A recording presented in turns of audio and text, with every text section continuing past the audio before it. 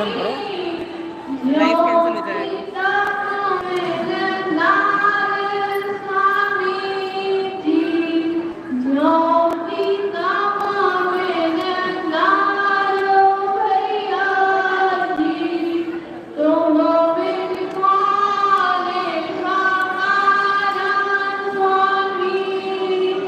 ठीक है, देखो देखो, अब तो उसमें अपने में देखो।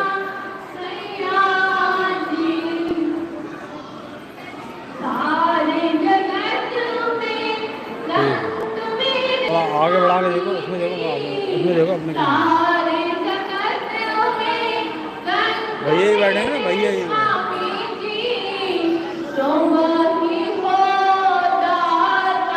अरे वरना मैं एक काम करूँगी, रुको, ये बैक कैमरे से नहीं हो सकता, हो जाएगा हो जाएगा।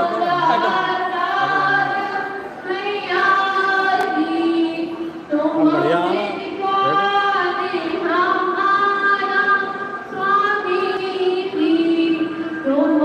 दूर हो रहा है यार, दूर हो रहा है।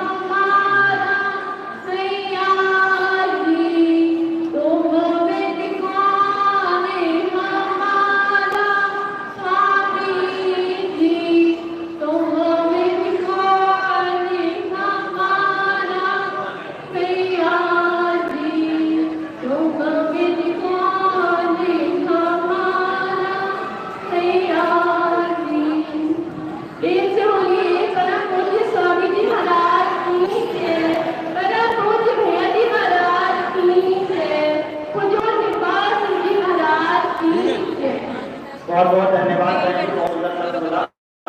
शुरू हो जाए, उड़ जाना, शुरू हो जाए, उसके बाद ज़्यादा तैयार रहेंगे, बैठे ना दो फायदा।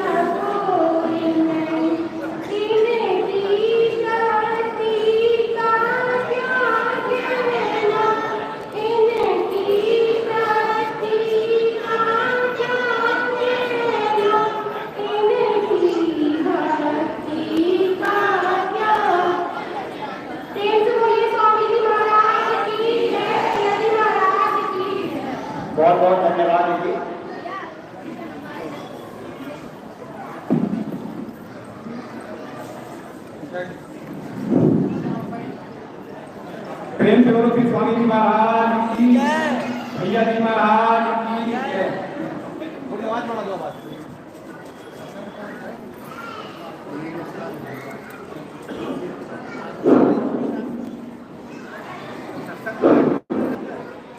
साथियों, भजन करो, सत्संग सुनो, भक्ति का यही तरीका है, पर दिल मत तोड़ो यार किसी का, ये अगर खास खुदा का है। साथियों, सदा न रहेगा, सदा न रहेगा, हर जमाना किसी का, और नहीं चाहिए दिल दुखाना किसी का। माफ करना, हम कितना भी भजन करें, कितना भी सत्संग करें, अगर किसी के दिल को ठुकराया तो कोई हमको लाभ नहीं मिलेगा। कोई लाभ मिल जाएगा? कोई लाभ नहीं मिलेगा। बताया आज शनिराम देख रहे हो क्या हो गया।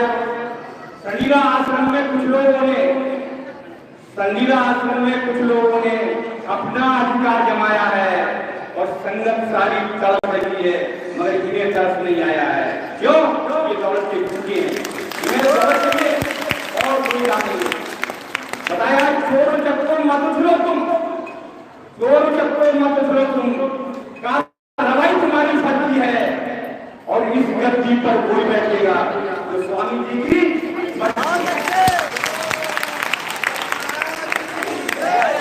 वोट कचहरी और चमचे, वोट कचहरी और ये चमचे एक दिन रखे रह जाएंगे और संगीला आश्रम के भैया जी सर्वश्री कहलाएंगे।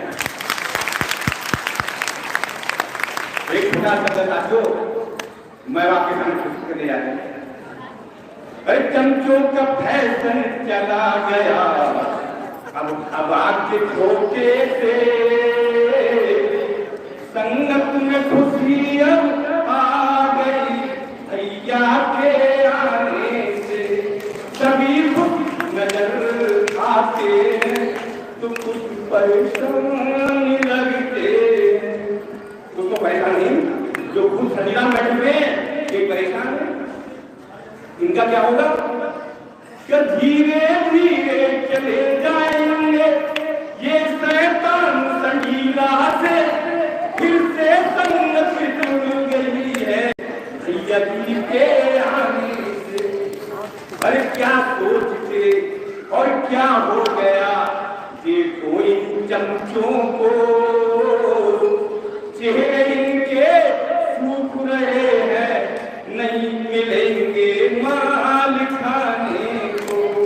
बड़े पान खाया करते थे, दो पंक्ति बताओ ना पान क्या खाते थे ये, कि नमकीन पकौड़ी और क्या है, नमकीन पकौड़ी और मेवा संग, पीते थे दूध मलाई, गाजर हलवा की क्या गिनती, साथ में बालूशाही, ये नर खाया करते थे ये।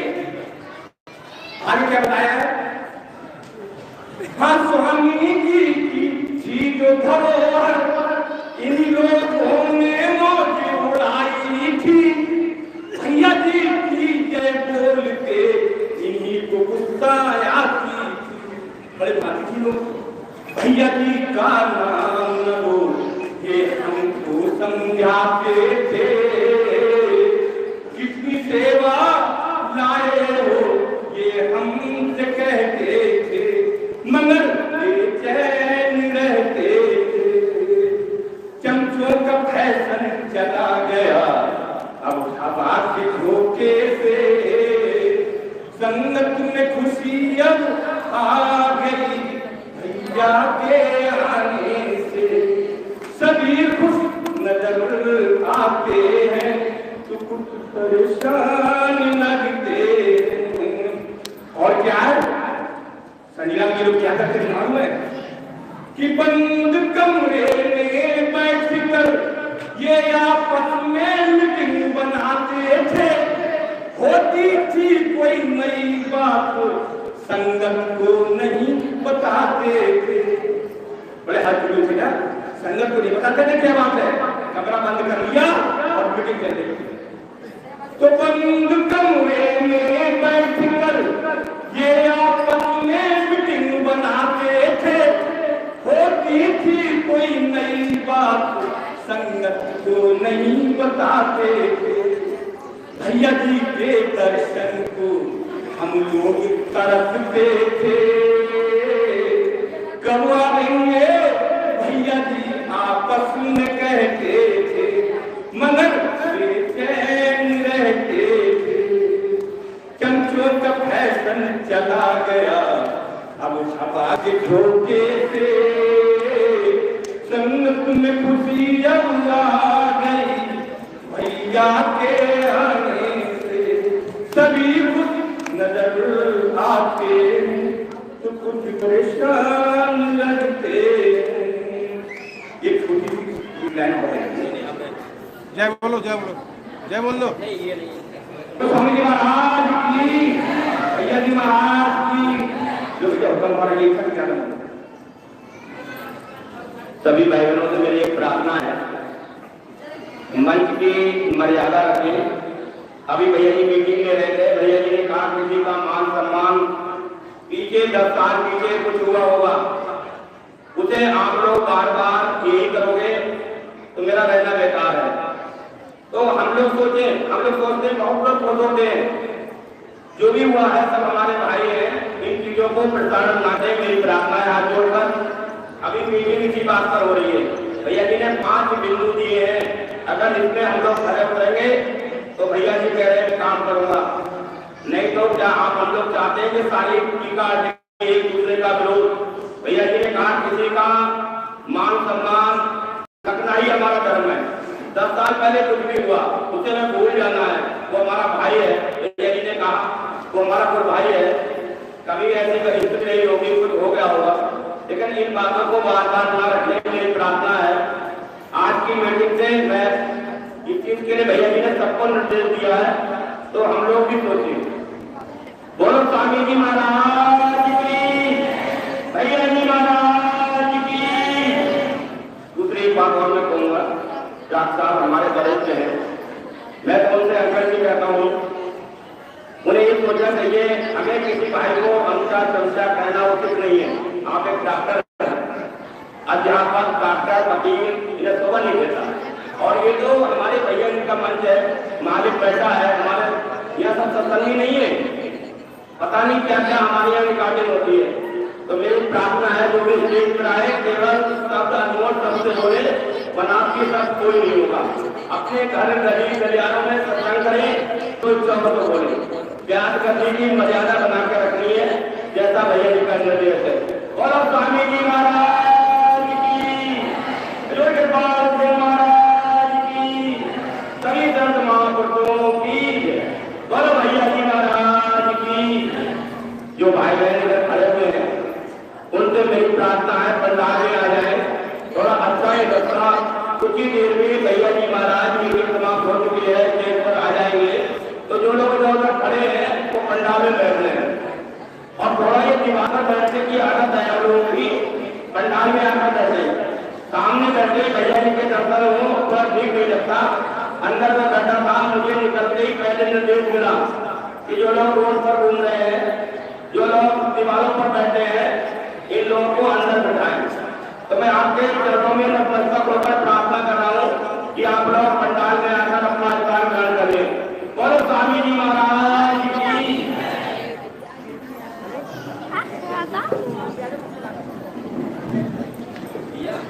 मेरा बाबू जी से मिल लेना, ये सब चीज़ें आप बहुत खुश होते हो ना, ये चीज़ें मन के सामने ठीक नहीं है और मैं दे रहा है।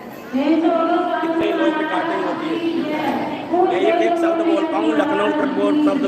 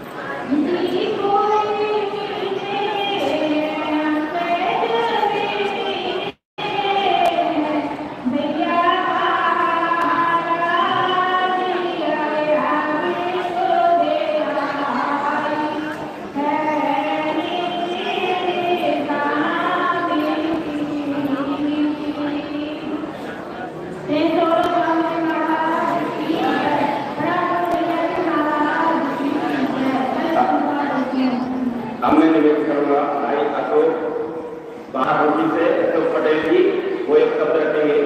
उससे पहले एक सूचना है, भैया जी महाराज ने बड़ी दयामेल की है और भैया जी का आदेश भी है कि हम लोग भैया जी को भेंट करने के लिए मिठाई लाते हैं। कल से कोई भी भाई बहन होटल की मिठाई लेकर भैया जी को अर्पण करने के लिए ना आए। भैया जी ने दयामेल कर दी है, भैया जी ने प्रसाद बनवाया है तो गुड़ और चना रहेगा, वो हमें आश्रम में मिला करेगा। वही प्रसाद सब भैया जी के पास लेकर जाए या अपने आप खाएं। तो होटल वाली मिठाई को थोड़ा निषेध है, वो लेकर भैया जी के पास ना आए, उसे भेंट ना करें, क्योंकि मिठाइयों से बहुत सारी दिक्कतें हो रही है। भाई लोग खाते हैं फिर परेशानी पड़ती है, उससे नुकसान होता है। तो भैया जी के पास अगर सेवा में लेके जाना है तो अगले महीने से गुड़ और चना मिला करेगा, अभी भी मिल रहा है, तो वही प्रसाद रूप में लेके जाएंगे, होटल की मिठाई लेकर नहीं जाएंगे। बोला स्वामी जी महाराज की जय, बोला भैया जी महाराज की जय।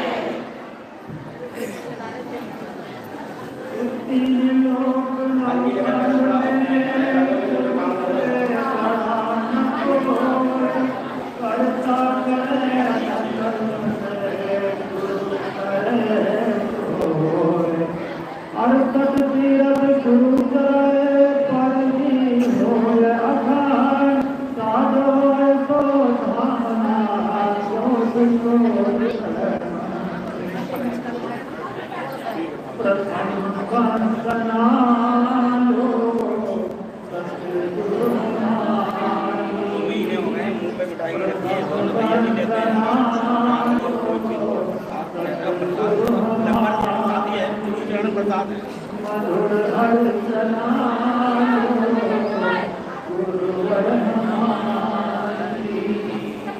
प्रथम वंदना सतगुरु हमारी, प्रथम वंदना सतगुरु हमारी, मधुर अर्चना लो, मधुर अर्चना लो, गुरुवर हमारी। सतत साधना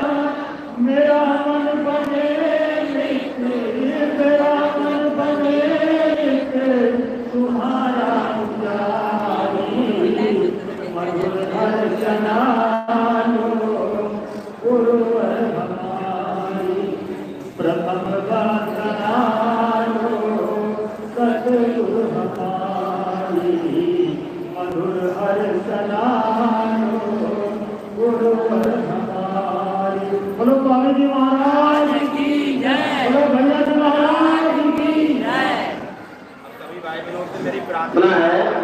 कुछ ही देर में भैया जी महाराज स्टेज पर पहुंचने वाले हैं। जो लोग इधर खड़े हैं उन तक मेरी आवाज पहुंच रही हो तो हाथ जोड़कर प्रार्थना है, आपके चरणों में विनती है, रिक्वेस्ट है, आप लोग पंडाल में आ जाए। भैया जी स्टेज पर पहुंचने वाले हैं, इधर उधर खड़े ना रहे, बाद में आएंगे, पीछे बैठने को मिलेगा। अभी आराम से जहां जगह है आके आराम से बैठ जाए। बोलो स्वामी जी महाराज की, बोलो भैया जी महाराज की। बोले परम स्वामी जी महाराज की जय। सभी भाई बहन बोलेंगे, बोले भैया जी महाराज की दिव्य कृपा। भैया जी महाराज कर रहे हैं हम सब भाई बहनों के सुख दुख सवाल। सभी शासन को आज बरेली डेरे पर आने की बहुत बहुत लख लख बधाइयाँ, लख लख बधाइयाँ। और उसी समय में हमारे भैया जी महाराज मंच पर विराजमान होने वाले हैं, तो सभी भाई बहन मेरे साथ शब्द बोलेंगे। भगवान मिलो गुरुदेव, भगवान मिलो गुरुदेव, बहुत दिन बीत गए, बीत गए, हाँ बीत गए हैं, बीत गए हैं, बीत गए हैं। भगवान मिलो भैया जी, बहुत दिन बीत गए। भगवान मिलो गुरुदेव, बहुत दिन बीत गए। भटक रहा हूँ मारा मारा, भटक रहा हूँ मारा मारा, कोई नहीं है भैया मेरा सहारा, कोई नहीं है भैया तुम सहारा, कर दो भवों से पार, बहुत दिन बीत गए, अब कर दो भव से पार, बहुत दिन बीत गए। भगवान मिलो भैया जी, बहुत दिन बीत गए। भगवान मिलो गुरुदेव, बहुत दिन बीत गए। बीच भंवर में फंसी है नैया, बीच भंवर में फंसी है नैया, कोई नहीं है नैया तुमसे भैया, कोई नहीं है नैया तुमसे भैया, मेरी नैया है नदी पार, बहुत दिन बीत गए, मेरी नैया है नदी पार, बहुत दिन बीत गए। भगवान मिलो भैया जी, बहुत दिन बीत गए। बिन दर्शन जा खुलती अखियाँ, बिन दर्शन जा खुलती अखियाँ, चैन न पाओ भैया सुनती गलियाँ, चैन न पाओ भैया सुनती गलियाँ, कर समझे एक बार, बहुत दिन बीत गए। भगवान मिलो गुरुदेव, बहुत दिन बीत गए। गुरु का ज्ञान ज्ञान अंधेरा, गुरु का ज्ञान तेरा, आई सुहाने अनुपम बेला, आई सुहाने अनुपम बेला, जग के पालनहार भैया जी, भगवान मिलो तुम जग के पालनहार, गुरु जी भगवान मिलो।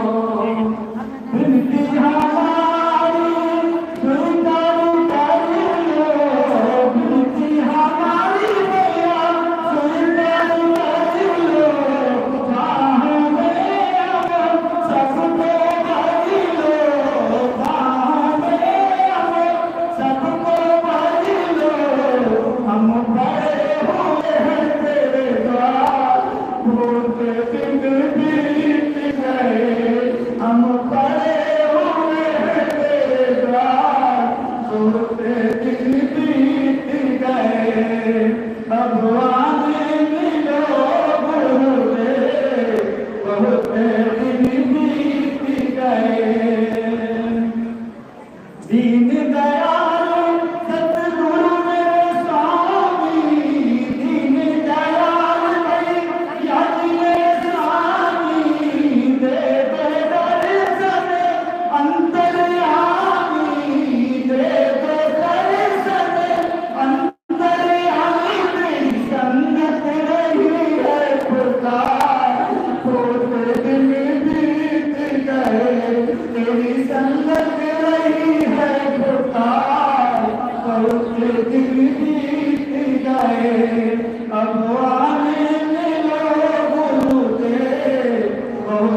दिन बीत गए, बीत गए, हाँ बीत गए हैं, बीत गए भैया, बीत गए।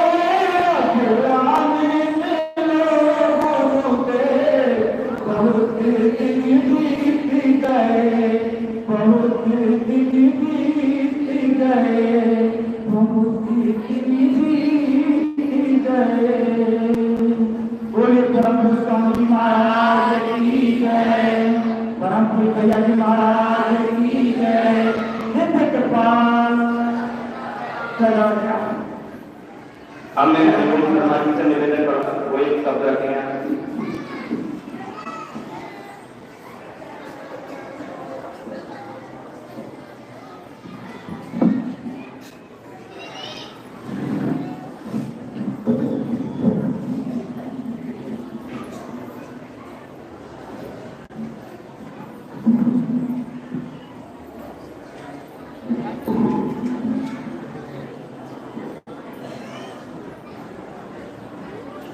प्रेम से बोलिएगा, परम पूज्य स्वामी जी महाराज की जय, भैया जी महाराज की जय। मेरा सभी भाई बहनों को साथ रखें, सभी भाई बहन मेरे साथ बनाएंगे। कितनी कृपा स्वामी जी बनाए रखना, कितनी कृपा स्वामी जी बनाए रखना, मरते दम तक सेवा में लगाए रखना। कितनी कृपा भैया जी बनाए रखना, मरते दम तक सेवा में लगाए रखना। कितनी कृपा स्वामी जी बनाए रखना,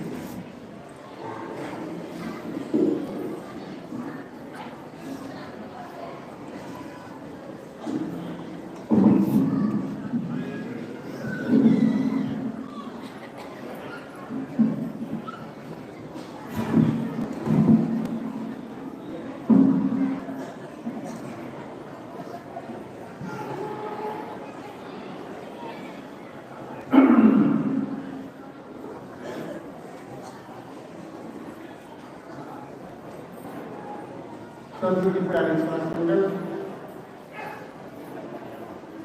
कि भैया की दया है, मेहर है मेरे ऊपर कि दो शब्द कहने की हृदय करती है।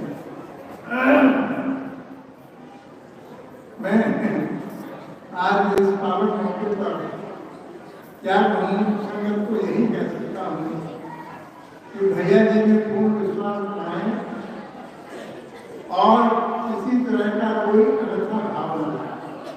2-3 लोगों ने मेरे पास सुना है संगीत में और वो मुझसे बहुत बड़ी सिद्धि जिला में गए। एक नेमचंद जी है, उनका फोन आया, एक और सज्जन है, उनका फोन आया। तो मैंने यही कहा, मैंने कहा देखो भाई मैं बहुत ज़्यादा बात तो करता नहीं, लेकिन इतना जरूर कहूँगा कि स्वामी जी की ताकत, गुरु की ताकत भैया जी के काम कर रही है। आप माने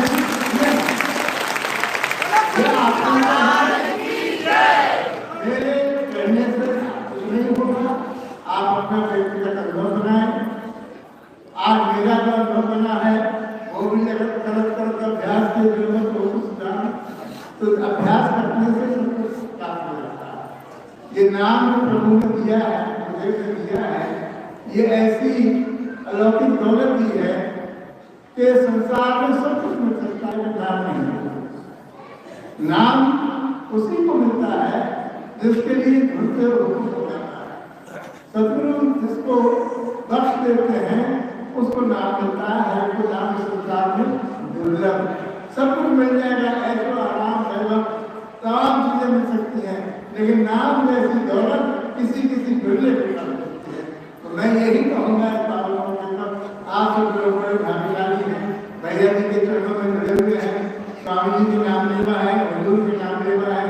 खूब रोज अभ्यास करें, जो कुछ भी प्राप्त होगा आपको जीवन में इस नाम से ही प्राप्त होगा।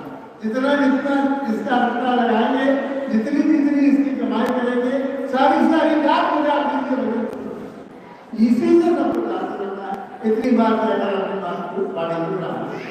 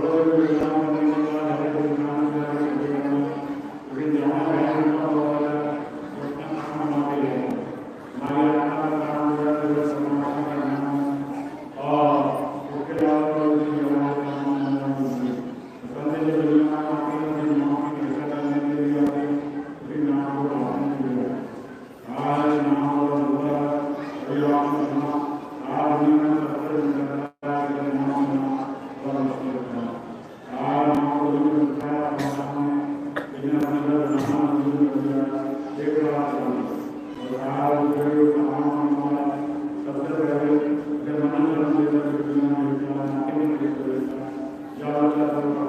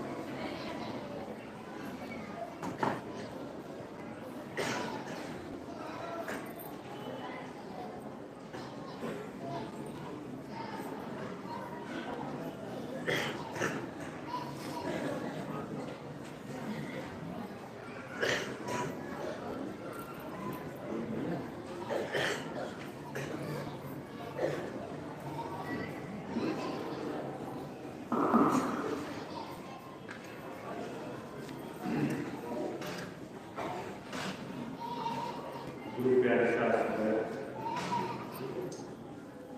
बहुत सुंदर समय है,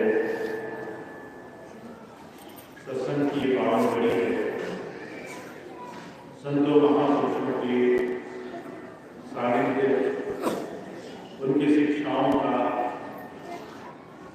अपने इस मनुष्य जीवन में आत्मसात करने का एक सुंदर मौका है। संत महापुरुषों की बात, उनके जीवन का अनुभव हमारे जीवन में परमात्मा की तरफ, उस प्रभु की तरफ बढ़ने का एक सहज रास्ता है। इस संसार में जहाँ परमात्मा की समझ, उसकी सच्ची खोज संसार में करना बड़ा मुश्किल है, वहां पर सिर्फ संत महापुरुष संसार में आकर के वो रास्ता हमें संसार में देते हैं। कबीर साहब ने कहा है, हरि है प्राण रेत में बिखरी, आपकी चुनी न जाए, कहे कबीर गुरु भली बुझाए चीटी हुई। परमात्मा का भेद संसार में बहुत मुश्किल है। सारा संसार उसे खोज रहा है, कोई जंगलों में, कोई बियाबानों में, कोई जब तक नियम संयम में, कोई भौतिकता में, कोई संसार के बड़े बड़े सुख साधनों में, पर वो परमात्मा बहुत सूक्ष्म है और उसे पाने का रास्ता संसार के किसी भी भौतिक साधन में आपको नहीं मिलेगा। उसका साधन जब भी किसी ने पाया है अपने जीवन में, अपने इस मनुष्य शरीर की सार्थकता को, इस जीवन को बदलाव करके पाया है। और जो कहा करते, जिस परमात्मा को संसार सारी जगह, सारे संसार में खोज रहा है, उस परमात्मा को खोजना, उसकी तलाश करना, ये बड़ी भारी मूर्खता की बात है। जो परमात्मा घट घट में रह रहा है, दुनिया की हर एक जगह विद्यमान है, उसे पाना हमारे लिए कोई प्रश्न नहीं है। हमारे और उसके बीच में जो भेद है, उस भेद को अपने जीवन से हटा लेना ये रास्ता है। हम उस प्रभु से दूर हुए, वो प्रभु हमसे दूर नहीं है। हम संसार के बड़े बड़े साधन अपने मन, अपनी आत्मा पर चढ़ाकर संसार की गति में लगे हैं, वो हमसे दूर नहीं गया। अगर हम संतों महापुरुषों के जीवन को देखें तो ये बात हमें समझ में आती है। संतों ने अपना जीवन अपने कुछ ऐसे साधन बदले जिससे जीवन में परिवर्तन आना शुरू हुआ। महाराज जी ने इसके लिए डायरी बनाई। डायरी से महाराज जी ने अपने प्रिय साथ संगत को एक ही चीज समझाने की कोशिश करी। हमारे अंदर मन आत्मा पर जो जन्मों जन्मांतरों के संस्कार हैं, उनको धीरे धीरे साफ करना जरूरी है। दुनिया के तमाम प्रभाव हमें इस प्रभु से मिले नहीं मिलते। और उन्होंने 4 हिस्सों में से बांट दिया। कहने लगे, पहला, अगर हमें अहिंसा अपने जीवन में आ जाए, दूसरा सच्चाई आ जाए, छल कपट द्वेष, दुनिया की तमाम निंदा चुगली, इससे हम बचने का रास्ता खुद ढूंढें, तीसरी चीज पवित्रता आ जाए, चौथी चीज विनम्रता आ जाए। इन 4 पायदानों पर अगर आप अपने जीवन में धीरे धीरे बदलाव लाते हो तो उस परमात्मा को ढूंढने के लिए आपको कहीं जाने की जरूरत नहीं है। इसमें से मैं एक चीज पर आज आपके सामने बात करूंगा, जिस पर बहुत कम, बहुत सूक्ष्म रूप में ही हमारे बीच में चर्चा होती है। पवित्रता। हमारे जीवन में पवित्रता का क्या मूल है? हमारे जीवन में हमारे अंदर की शुद्धता का, हमारे अंदर की सफाई का क्या मोल है। महाराज जी कहा करते थे, मन से, वचन से, कर्म से अगर हम संसार में भोग के पीछे हैं, वासनाओं के वशीभूत हैं, तो हमारे जीवन में उस प्रभु के साथ जुड़ना नामुमकिन है। जब आप ध्यान करते हो तो सबसे पहला जो बंध है वो वासना का ही है। वासना एक ऐसी चीज है जो इस संसार को बढ़ाने के लिए तो परमात्मा ने बनाई है, पर इस संसार से आजाद होने, मुक्त होने के लिए वो सबसे बड़ा बात है। और जो कहा करते थे, जो भी इस संसार में इंद्रियों के घाट पर बैठा है, वासना उसे ठग रही है। इसने बड़े बड़े ऋषि मुनियों को नहीं छोड़ा। विश्वामित्र जैसे ऋषि वो वासना में ठगे गए। बड़े बड़े दूसरे ऐसे महापुरुष जिन्होंने इंद्रियों पर संयम नहीं रखा, वो जाकर के कहीं ना कहीं इन मन विकारों में जाकर बैठ गए।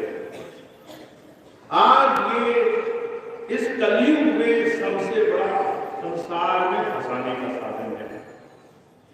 और मुझे इस चीज का आश्चर्य होता है, मैं जब से आया पिछले लगभग 2 वर्ष हो गए, जितना मैं आप लोगों के बीच में रहता हूं, जितना मैं और दूसरे तमाम ऐसे विद्वान, ज्ञानी, ऐसे लोगों के साथ बैठने का मौका मिलता है, जितना ऐसे लोग मुझे दिखाई देते हैं जो आज दावा करते हैं कि वो गुरु जी का काम कर रहे हैं, वो स्वामी के सबसे प्यारे बच्चे हैं, जो ये दावा कर रहे हैं कि हमसे ज्यादा परमात्मा किसी और के अंदर बैठकर काम नहीं कर रहा।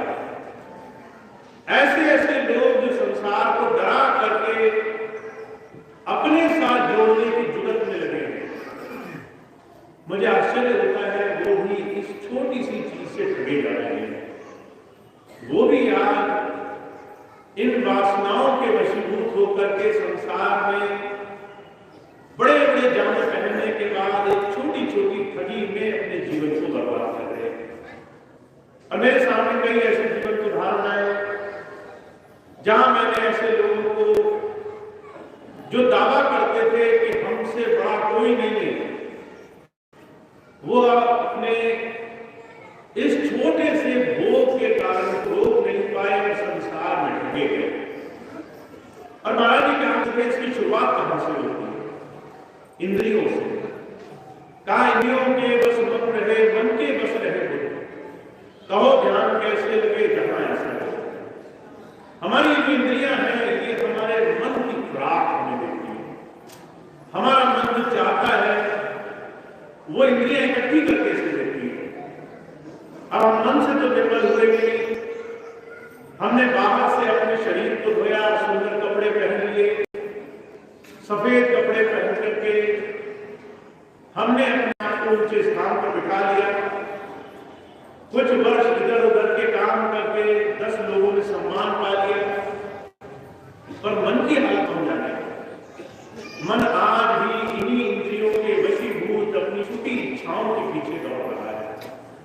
और जब मैं ऐसे लोगों को देखता हूं तो मुझे आश्चर्य होता है, जहां हम परमात्मा के ऐसे परम पद की तरफ चलने की बात करते हैं, जहां हमारे जीवन का आदर्श ये है कि हमें उस प्रभु से जुड़ जाना है, गुरु की दया महर से अपने तमाम भोगों से ऊपर उठ जाना है, वहां हम अपनी इस पहली सीढ़ी में इतना उलझे हुए हैं, हमारे पास फुर्सत नहीं है कि हम अपने जीवन में सच्चाई की तरफ चल सकें।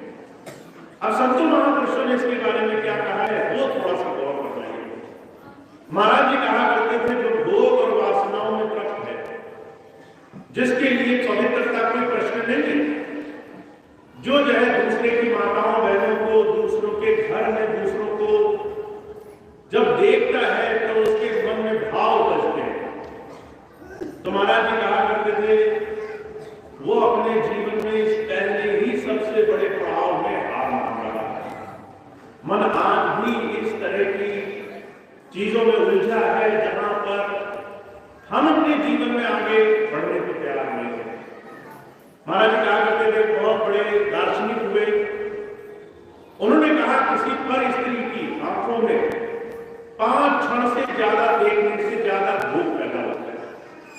किसी दूसरी स्त्री की आंख में जब तुम 5 सेकंड से ज्यादा देखते हो तो तुम्हारे मन में दया भावना, दूसरों का सत्कार करने की भावना, दूसरों की अच्छाई करने की भावना नहीं आती। 100 में से 95 लोग ऐसे होते हैं जो वहां कहीं न कहीं भोग के शिकार, कहीं न कहीं मन की वासनाओं के शिकार होते हैं। इसका संयम कौन रख रहा है? बुजुर्ग कहा करते थे आज ज्यादा से ज्यादा लोग कहीं न कहीं इस जुगत में लगे हैं। मुझे तो किस बात का होता है जब मैं एक सामान्य व्यक्ति नहीं पर उससे ऊपर आध्यात्म की चर्चा करने वाले किसी व्यक्ति को इस तरह के बड़े साधारण सी एक छोटी सी इस मन गति में उलझा हुआ पाता हूं। मैं उसको देख करके समझ जाता हूं कि ये उस मालिक की नाम की भक्ति करना तो बहुत दूर की बात रही, अभी उनके दरबार में जाने के रास्ते में भी जाने को तैयार नहीं है। जब आप मंदिर जाते हैं तो मंदिर जाने के लिए आपका भाव कैसा है, आपकी भक्ति कैसी है, आप वहां जाकर के क्या करने वाले हैं, ये तो मायने रखता ही है। पर ये भी मायने रखता है कि आप वहां जाने के लिए बाहर किस तरीके से आचरण बनाने के लिए तैयार हैं। आप अगर तरह तरह के उल्टे काम कर रहे हैं, आपका खान पीन शुद्ध ना हो, आप जो है शरीर से जितने मैले कुचैले हो, शराब पीकर आए हो, आप सोचे मन में तो भक्ति भाव है, हम तो परमात्मा के घर चलेंगे, मंदिर में दर्शन करेंगे। महाराज जी कहा करते थे जैसे बाकी आचरण भी बहुत बड़ा प्रभाव छोड़ते हैं हमारी भावना को पूरा करने के लिए, ऐसे ही मालिक की भक्ति के लिए हमारे बाहरी शारीरिक मानसिक वैचारिक साधन भी बहुत बड़ा कार्य अदा करते हैं। अच्छा, मैं देखता हूं बहुत से लोग बाहरी चीजों को जरा सा भी महत्व नहीं देना चाहते।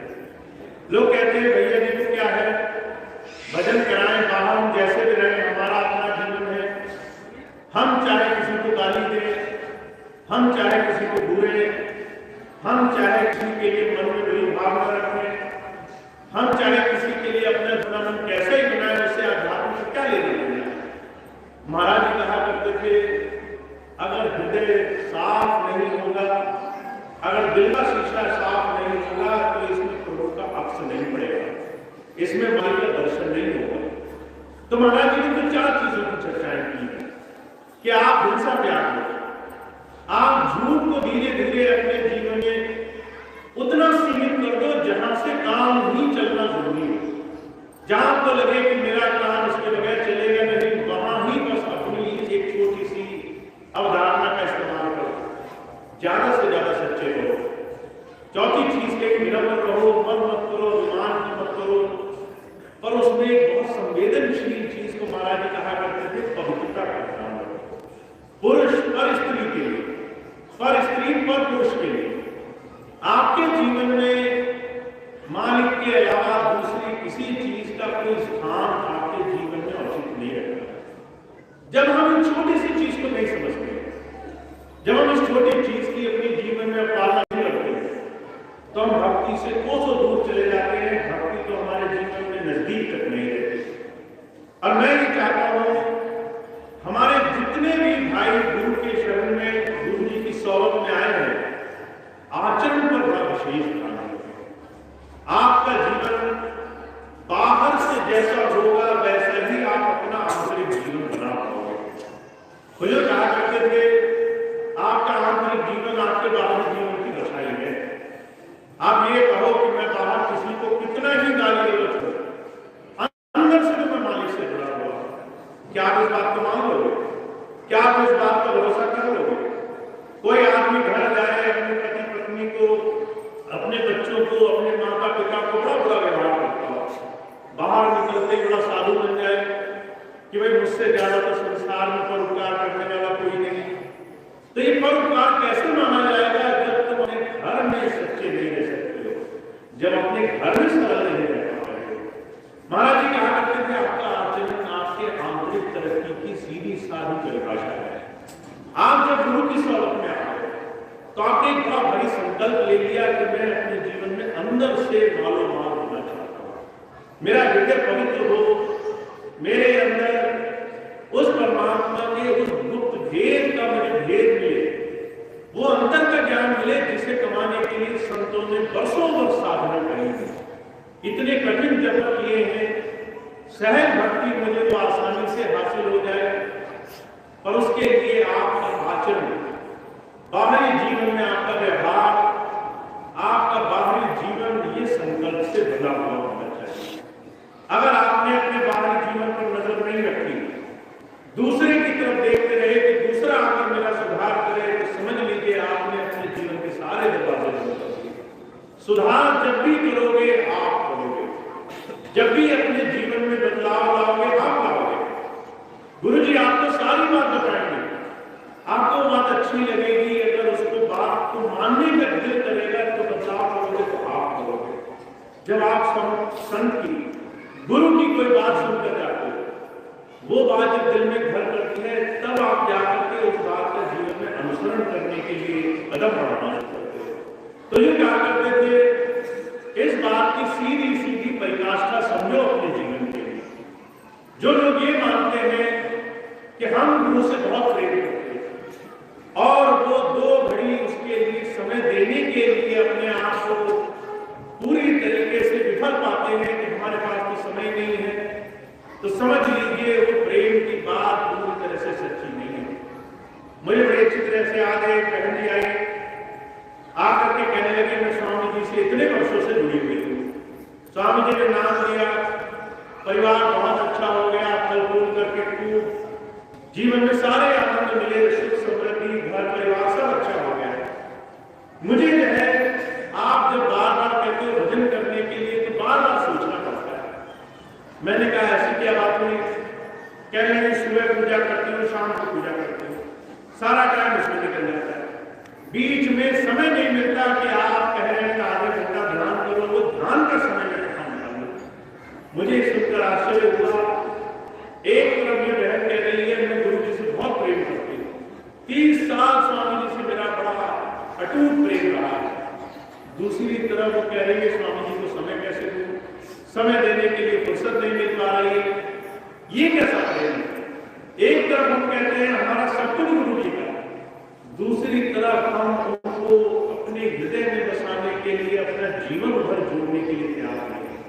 तो संत आते हैं इस बात को समझाने के लिए आते हैं, कहते हैं ये मन का खेल है, मन ये चाहता है आप सिर्फ जबानी जमा खर्च करो, आप सिर्फ जबान से मीठी मीठी बात बोल करके खुश होते हो कि मैं गुरु जी के रास्ते पर बहुत आगे बढ़ गया हूं। अभ्यास में, जीवन में, अपने जीवन में गुरु की बात को मानने के लिहाज से आप जब भी अपनी परख करोगे, आपका समय ही इस बात की सच्ची परिकाष्ठा होगा आप कहां पहुंचे हो। तो जो कहा करते थे सत्संगियों को चाहिए अपने बाहरी जीवन पर ध्यान रखें और सबसे ज्यादा इस बात का ध्यान रखें कि वो कैसे गुरु को अपने मन में स्थान रखें।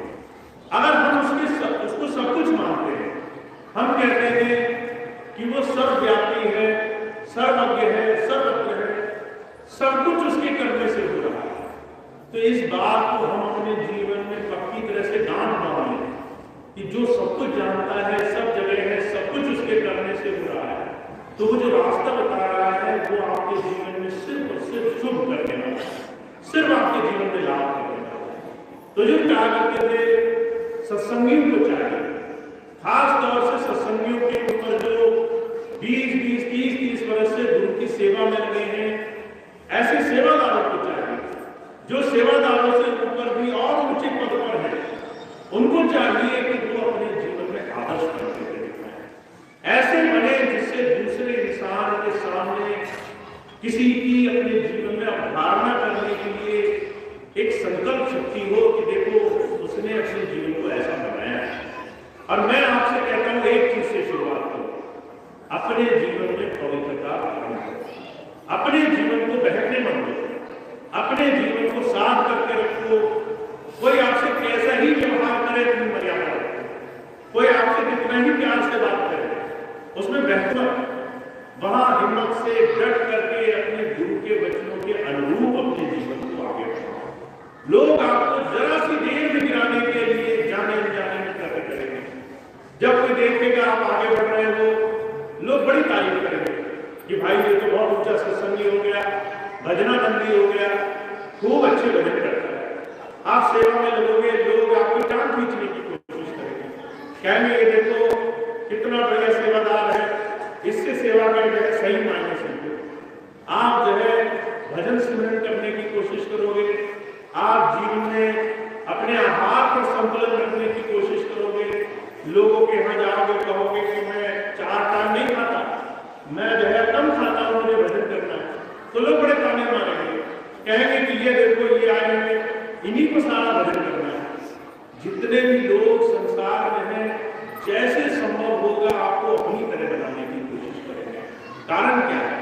उनको संतोष मिलता है कि हमसे आगे नहीं जा रहा, सब हमारी ही नाम में है जिसमें बड़ा छेद है, हम डूब तो रहे हैं ये भी साफ नहीं डूब रहे, इसमें संतोष ज्यादा है। और जो कहा करते थे सत्संगियों को चाहिए दृढ़ संकल्प साफ करके दूसरों के सामने उदाहरण बने, अपने जीवन को ऐसा बनाएं जिससे आज के इस घोर कलयुग में जहां मर्यादा का कोई नाम नहीं रहता है, जहां कोई सच और झूठ की बीच की फर्क पहचानने को राजी नहीं, जहां ये नहीं पता चलेगा कि कौन भजन कर रहा है कौन नहीं कर रहा, कोई सत्संग में सच्चे दिल से आया है और कौन श्रवण कर रहा है, वहां पर हमें गुरु की बात को आगे रखना है। इस कलयुग में, इस कीचड़ में हमें गुरु नाम का फूल खिलाना है। तो जो कहा करते थे उसके लिए संकल्प लगेगा, उसके लिए त्याग लगेगा, उसके लिए आपके जीवन में हट लगेगा, आपको मेहनत करनी पड़ेगी। आप इसको सरलता न समझना जो स्वामी जी ने आपको दिया है कि आपको आज के समय में गुरु नाम जमाना है, उसके लिए आपको अपने मन पर थोड़ा अंकुश रखना पड़ेगा। तो मैं पहली बात क्या कहता हूँ, वो चीज जो आज के समय में मुझे सबसे ज्यादा दिखाई दे रही है, लोग पवित्रता का ध्यान नहीं रख रहे, लोग अपने मन पर काबू नहीं रख रहे, लोग बहके बहके फिर रहे हैं, लोगों के जीवन का आदर्श डूबे हो चुका है, लोग सत्संग और भक्ति छोड़ करके मन के पीछे दौड़े घूमते हैं। थोड़ा सा इस बात का ध्यान रखें, हमें जीवन में गुरु नाम तभी हासिल होगा जब इन 4 पायदान को मजबूत कर लें। पहले अपने जीवन में अपने आप को प्रेम भक्ति से जोड़ो। हर चीज का इलाज हिंसा नहीं है। महाराज जी कहा करते थे अगर चांटे का जवाब चांटा ही होगा तो संसार में सारे मर जाते, कोई जिंदा नहीं है, सबको चांटा मारना होता है। कौन ऐसा है संसार में जिसे हिंसा नहीं करनी है?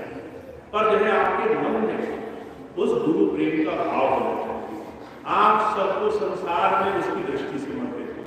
दूसरी चीज कह रहे हैं कि आपको कोशिश करनी पड़ेगी कि आप जीवन में सच्चाई के रास्ते पर चलो। जहां झूठ हो, प्रेम हो, कपट हो, दिखावा हो, जहां इस तरह की चीजें हो, वहां से 2 कदम पीछे वहां आपके लिए कुछ नहीं है, आपका भला भी नहीं होगा। आप वहां खड़े होकर मान बढ़ाई बटोरने की कोशिश करोगे, हाथ कुछ नहीं लगेगा। दुनिया आपको 2 घड़ी के लिए आसमान पर चलाएगी और उसके बाद चलेगी घाट से ऐसे खींच कर गिरा देगी, आपको पता नहीं। 2 दिन की बात आएगी, झूठ, प्रेम, इन सब चीजों का साथ में।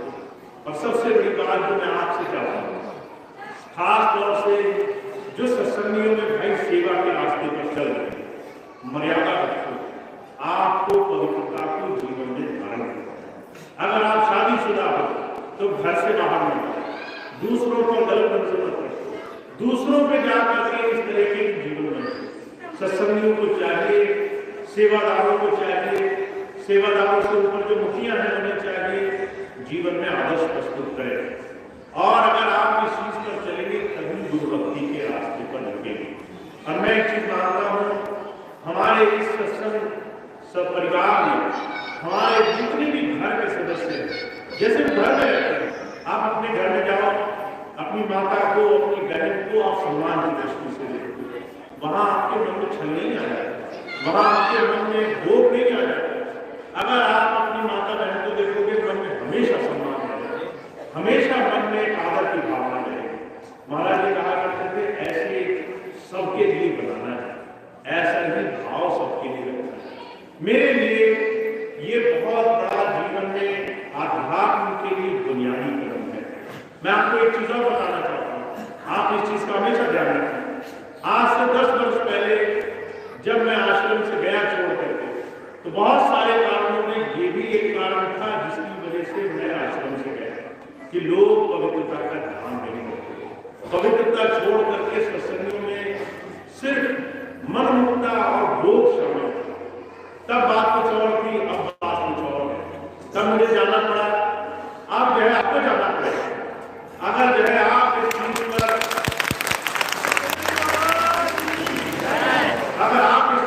कदम नहीं रखेंगे तो जो है आपको संकल्प साधना पड़ेगा। आपको इस चीज को बनाना पड़ेगा कि हम गुरु भक्ति में जिस दिशा में चलना चाहते हैं उसके लिए हमारा जीवन आचरण, हमारा स्वभाव, हमारे जीवन का ये जो पवित्रता है ये बहुत बड़ा मापदंड होना चाहिए।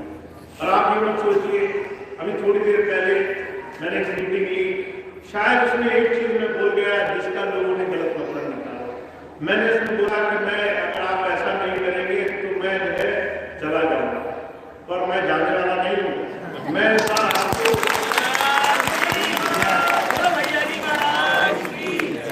मैं आपको ये जो भी भाई इस मर्यादा को नहीं रखेगा उसको तब तक जो है बाहर रखूंगा जब तक वो अपनी गलती मानकर सुधार के लिए काम नहीं करेगा। तो आपको ये बात समझनी है, हमें अपने जीवन में जब संकल्प ले लिया है, दूसरे रिश्ते छूट सकते होंगे, गुरु भक्ति गुरु शिष्य का नाता नहीं छूटता है। तो आप ये सोचे एक बार आपने गुरु जी को हाथ पकड़ा लिया तो जो है खुशी से किया या गलती से किया, पर अब ये काम हो गया, अब आप पीछे नहीं रह सकते, अब आप इस रास्ते पर चल पड़े। तो आपको अपने जीवन में प्रेम से या फिर शक्ति से, आपकी इच्छा है, आपको ये सुधार बनाना है। और हम जिस स्वामी जी के मिशन को आगे बढ़ाना चाहते हैं, स्वामी जी के इस बहुत बड़े सपने को आगे ले जाना चाहते हैं कि स्वामी जी के नाम से सारी दुनिया में रूहानियत की, आध्यात्मिकता की बाढ़ आएगी, वो चरित्र से आएगी, सिर्फ जीवन के सुधार से आएगी। तो हर एक को सेवादार जो चरित्र का सम्मान करता है वो आगे रहेगा। जो है चरित्र का ध्यान नहीं रखता है, सिर्फ चित्र को पूछ करके वाहवाही में उठना चाह रहा है, उसको टाइम लगेगा, उसको तब तक बाहर खड़ा रहना पड़ेगा जब तक वो सुधार के लिए तैयार नहीं है।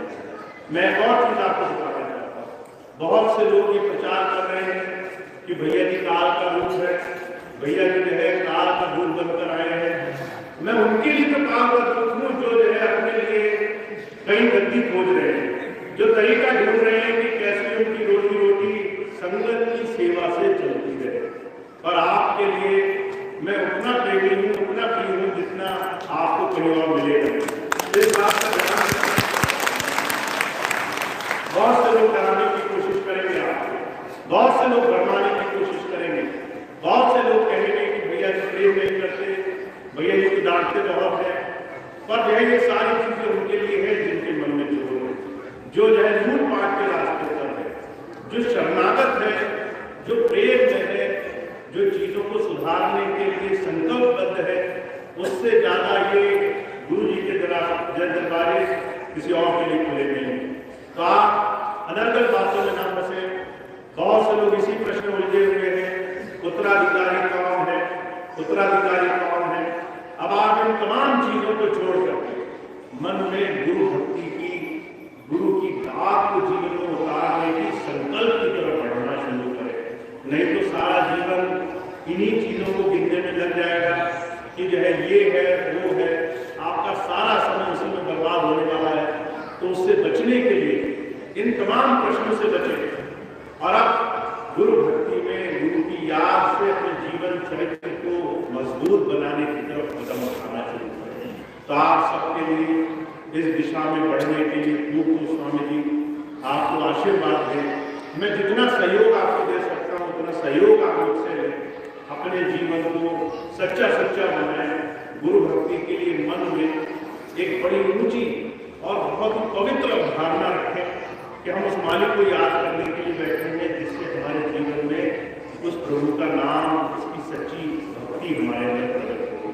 जब तक आप ऐसा बनाएंगे नहीं तब तक गुरु भक्ति, उस मालिक की याद जीवन में एक अलग रूप आपको तो हमें ये बनाना है।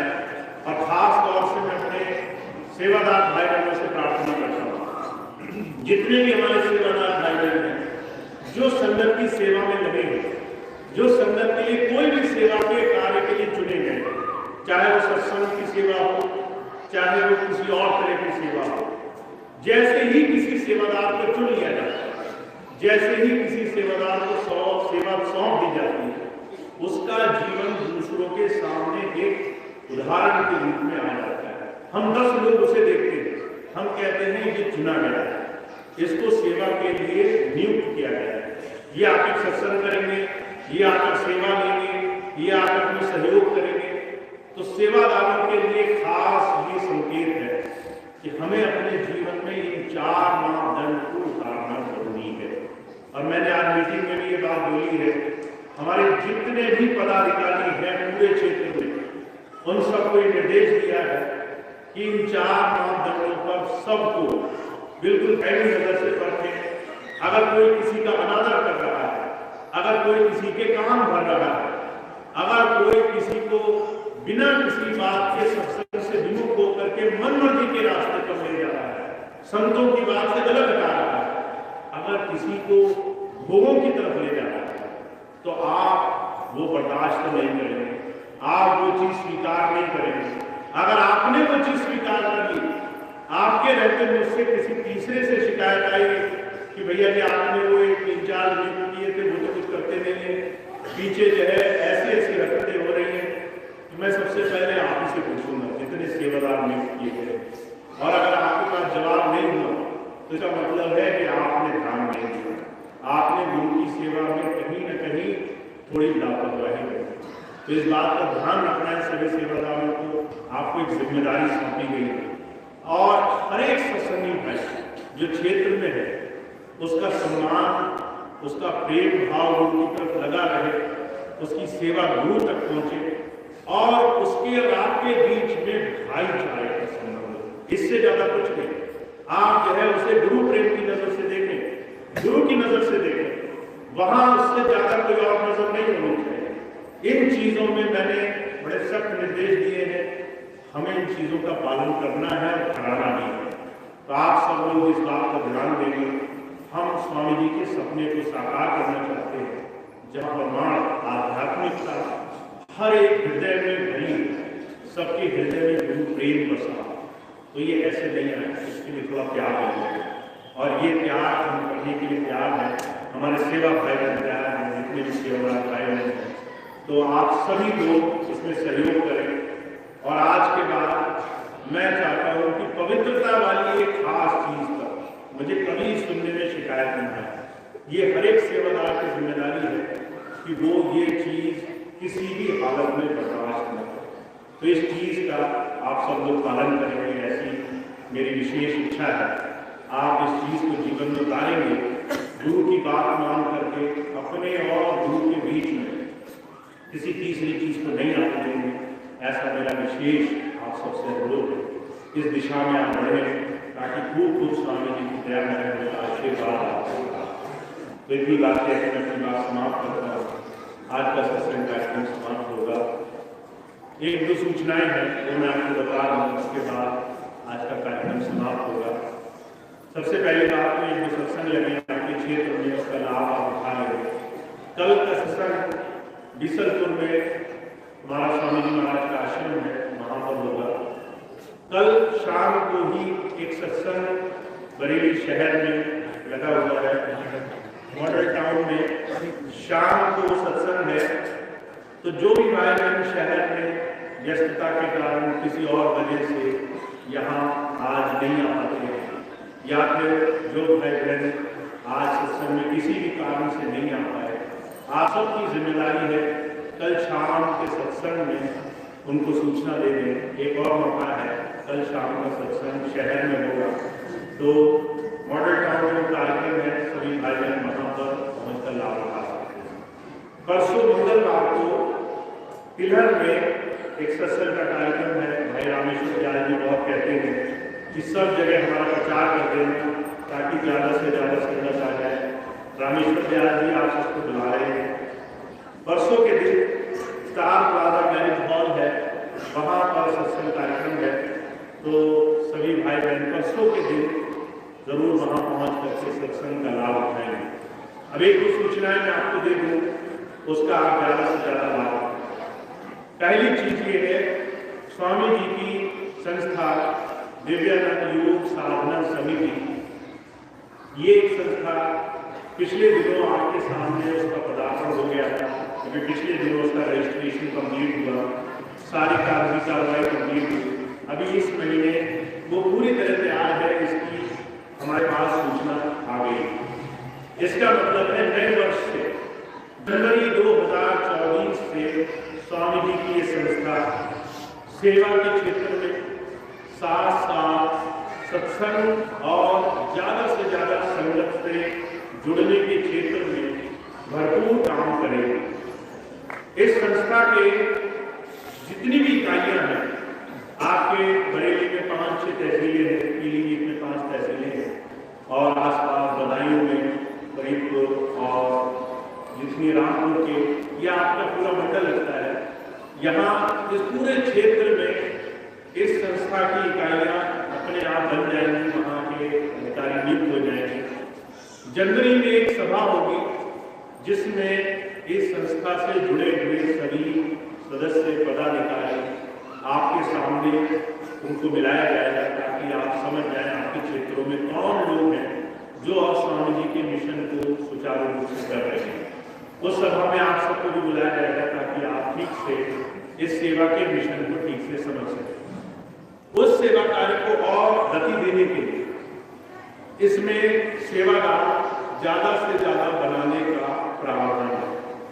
जितने भी सत्संगी भाई बहन स्वामी जी के सत्संग से जुड़े, स्वामी जी की संगत के ये सत्संग परिवार के सभी लोग इस संस्था के सदस्य बन सकते हैं। तो इसके लिए 3 श्रेणियां हैं।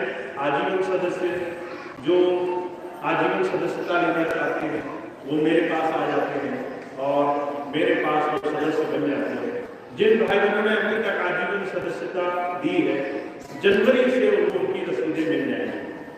दूसरी चीज, जो भाई बहन समर्पित सदस्य बनना चाहते हैं, जनवरी से 2100 रुपये समर्पित सदस्य की सेवा उनकी जमा होगी।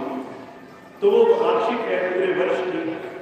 अगर वो हर महीने देना चाहते हैं तो 175 रुपये की सेवा हर महीने दे करके पूरे वर्ष वो 2100 रुपये की पूरी सेवा धीरे धीरे करके भी जमा कर सकते हैं। जो भाई बहन सामान्य सदस्य बनना चाहते हैं, वो भाई बहन कुछ भी जो भी उनको संभव हो वो सेवा दे करके भी सदस्य और इस संस्था की एक मजबूत बनाने की कड़ी में अपना सहयोग दे सकते हैं। हमारे स्वामी जी महाराज का एक लक्ष्य है कि हम सेवा के कार्यों को भी आगे बढ़ाएं।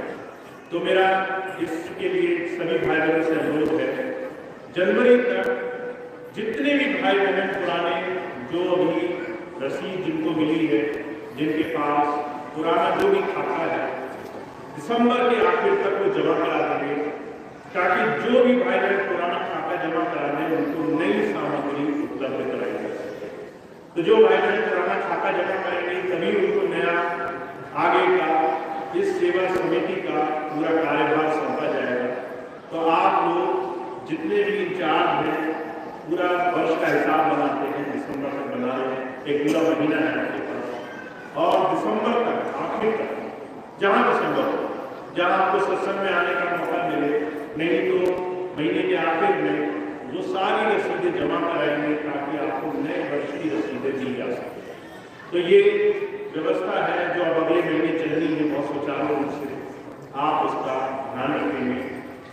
दूसरी बात ये है, अगले महीने दिसंबर है, बहुत से भाई बहन जोर दे रहे थे कि भैया जी अपने सत्संग का भंडारा बनाइए। हमने सबसे एक ही अनुरोध किया कि भंडारा जहाँ स्वामी जी चाहेंगे वहाँ बनेगा। हम तो बहुत जोर लगा कर देख चुके, पहले भी जोर लगाया था, जो उन्होंने चाहा वही हुआ, आगे भी वही होगा। पर एक सत्संग का कार्यक्रम जो इस व्यवस्था को ध्यान में रखते हुए कि हम अपनी समिति से, दिव्यानंद योग साधना समिति से एक नई व्यवस्था करें, तो भंडारा में 2 दिन का प्रोग्राम रखा गया है। भाई श्याम प्यारे जी आपके सामने 2 दिन का प्रोग्राम है। महायोग शिविर और सत्संग के कार्यक्रम के रूप में 23 और 24 दिसंबर 23 दिसंबर और 24 दिसंबर 2 दिन का कार्यक्रम है। जैसे पहले भंडारे होते थे, तो ये भंडारा आश्रम में ये 2 दिन का कार्यक्रम होना है। तो पहले दिन सत्संग, 2 ध्यान शिविर और थोड़ा सा अपने शरीर, अपने स्वास्थ्य की रक्षा के लिए किसी विशेष अपने जो भी हमारे सहयोगी हैं वो वहाँ पर अपना व्याख्यान देंगे। दूसरे दिन के कार्यक्रम में योग और योगी स्वास्थ्य संबंधी अपनी समझदारी से जुड़ी हुई चीज़ें हैं, उसको आपको बताने के साथ साथ सत्संग का कार्यक्रम चलेगा। 2 दिन का कार्यक्रम है और नए वर्ष से सेवा के काम जोरों से आगे बढ़ सके, इसके लिए बहुत सारी चीज़ें हैं जो आपको बताई जानी है। तो उसके लिए सूचना आपको वहीं दी जाएगी। तो अगर आप वहाँ आएंगे तो नए वर्ष में क्या हो रहा है आपको पता चलेगा, और अगर आप नहीं आएंगे तो आप वंचित रह जाएंगे। फिर आप पूछते रहना एक दूसरे से कि भैया जी ने क्या बताया। तो इसीलिए जो भी भाई बहन वहाँ पहुँचेंगे उनको खूब लाभ मिलेगा। 23-24 दिसंबर का वहाँ पे कार्यक्रम है। सभी भाई बहन ज़्यादा से ज़्यादा संख्या में पहुँचेंगे, लाभ उठाएंगे। सारी व्यवस्था श्याम बिहारी जी और सभी सहयोगी मिलकर करेंगे। पूरी पीढ़ी की संगठन सहयोग। तो ये कार्यक्रम आपके सामने है और इसके बाद प्रार्थना होगी, उसके बाद आज का कार्यक्रम समाप्त होगा। भैया जी महाराज की जय।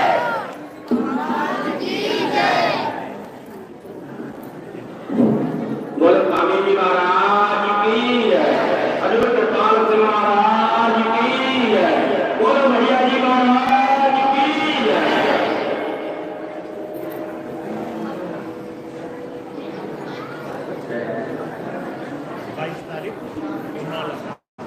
22 तारीख को उनौला बदायूं में भैया जी महाराज का प्रसंग हुआ। सभी भाई बहनों से मेरी प्रार्थना है ज्यादा से ज्यादा तादाद में उनौला और 5 दिसंबर को भैया जी के दर्शन व सत्संग का लाभ उठाएं। सभी भाई बहन पहुंचेंगे, ऐसे ही हमारे माँ साहब की इच्छा है कि सभी लोग बरेली में पहुंचे। बोलो स्वामी जी महाराज की, बोलो भैया जी महाराज की।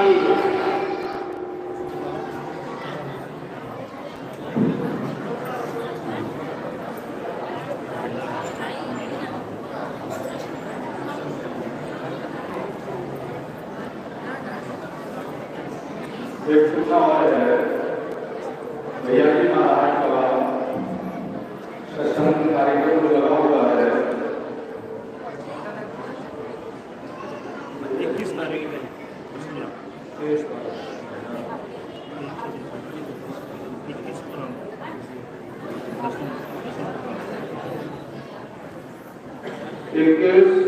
तारीख का सत्संग रसूलपुर रामपुर श्री कृष्ण लाल जी के महाप्रदेश में होगा और 22 तारीख का सत्संग उनौला बदायूं क्षेत्र में होगा।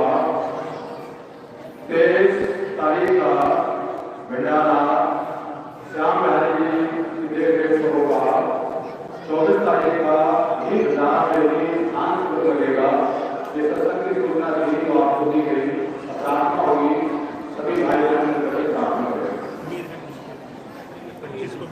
25 तारीख को मीरगंज रामलीला ग्राउंड तहसील के पास ही पड़ता है। तहसील पर ही आप पहुंच जाए, तहसील का ही एड्रेस है, तहसील के जस्ट पास में ही पड़ता है। 25 दिसंबर का भैया जी महाराज का मीरगंज में होगा।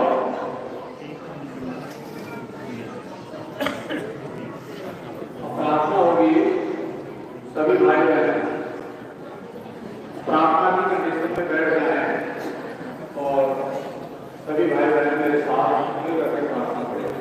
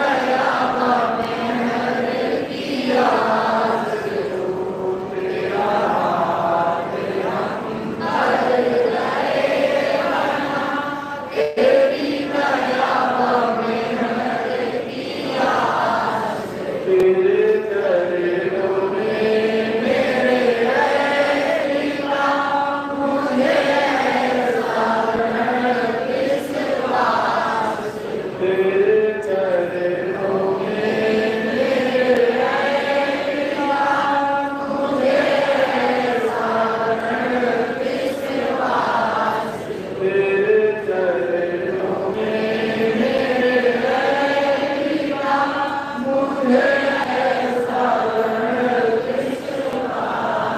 बोलिए परम पूज्य स्वामी जी महाराज, भैया जी महाराज, योग सत्कृपाल